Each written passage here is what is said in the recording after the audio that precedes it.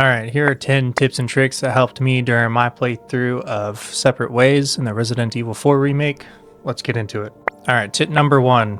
We have the Ada Charm. So the Ada Charm can be purchased in Chapter 5 from the merchant for 5 Spinel, 5 Spinel, whatever it's called.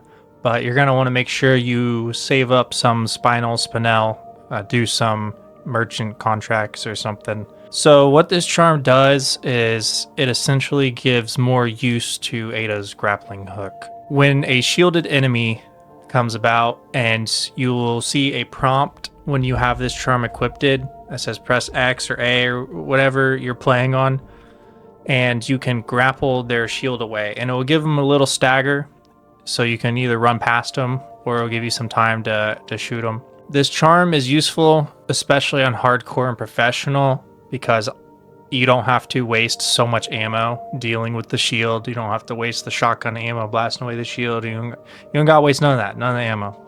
You just grapple it and then you deal with them like they're a normal zombie. Alright, tip number 2. We have the grappling hook on staggered enemies. Everyone who's played Resident Evil 4 knows about the staggered enemy follow-up combo attack, as in you press X or A or whatever you're playing on, and you can follow up with like a roundhouse kick or something on an enemy that's staggered. Well, with the grappling hook, what it allows you to do is do that same stagger combo attack on them, but from a distance. You don't have to be right up on them. You will see the prompt, but you can do it from a distance, so you don't have to worry about getting hit trying to get up to that enemy. So you just have to make sure they're in a line of sight. So you don't have to run straight up into an enemy. You can kind of run to the corner if there's a crowd and then stagger and hit all of them. All right, tip number 3, we have knife durability.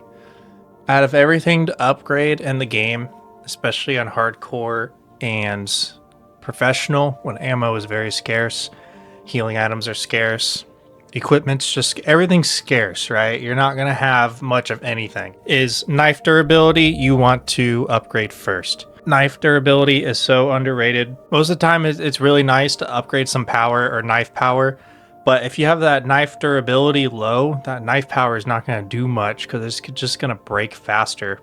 So what you can do is upgrade knife durability, and you can do follow-up attacks before they come, the sprinter ones with the snap necks. And any time that you knock them down, you can also run up and knife them instead of doing the combo kick or the grappling hook kick as well. So having a high knife durability is always really nice to take down enemies quicker and get out of those sticky situations. All right, tip number 4, we have flash grenades. So flash grenades are useful for the Plagas heads, you know, the parasites that spit out and wiggling around so that can swipe you. So these grenades can one-hit those enemies. It's always nice to save them for that. But if you have extra and you're willing to take the risk, it's also good for a crowd, so you don't have to dump ammo into that crowd. You can flash them, just run past them. Also, it's nice to buy the recipe from the merchant, which allows you to craft the flash grenades. Flash grenade crafting, it's not too much resources. I prioritized it a lot because flash grenades were hard to come by. But yeah, flash grenades, best throwable equipment in the game by far. Number 5, we have merchant requests. So the merchant requests are the blue pieces of paper that you find that are like little side quests, side objectives that lets you do something for the merchant. In return, he gives you Spinel or rewards to use at his shop. The merchant requests are really good early game, so you can build up that Spinel, especially so you can get that Ada Charm. There's also other items you can buy, like weapon exclusive tickets, which costs 25 Spinel. There's a lot of goodies you can buy. You can buy gems to inlay in treasures, so you can buy more upgrades and durability on the knife and such. It's a lot more useful to do these contracts in Separate Ways than it is in the main game, because there's far and few in between the chapters,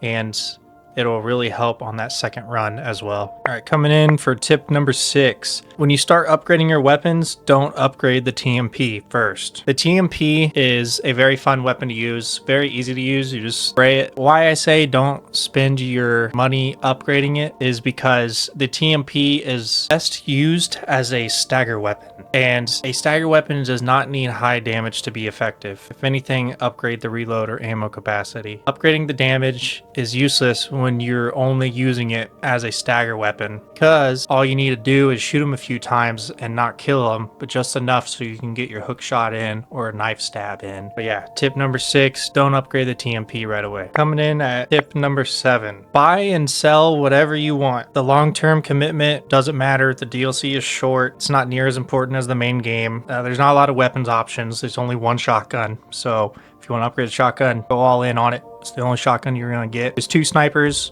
I'd say wait for the Stingray, but even then you can upgrade the first one and then just sell it when it comes to buying the Stingray. The DLC kind of expects you to sell, rebuild, buy, and respec just because it's so short and there's not a lot to upgrade and buy. So just sell your weapons if there's a better option that fits you. Again, only one shotgun. Red 9, strongest pistol in the game. So if you want to wait for that, go right ahead. It'll help getting the stagger on the headshots, especially in hardcore and professional runs. All right, coming in for tip number 8.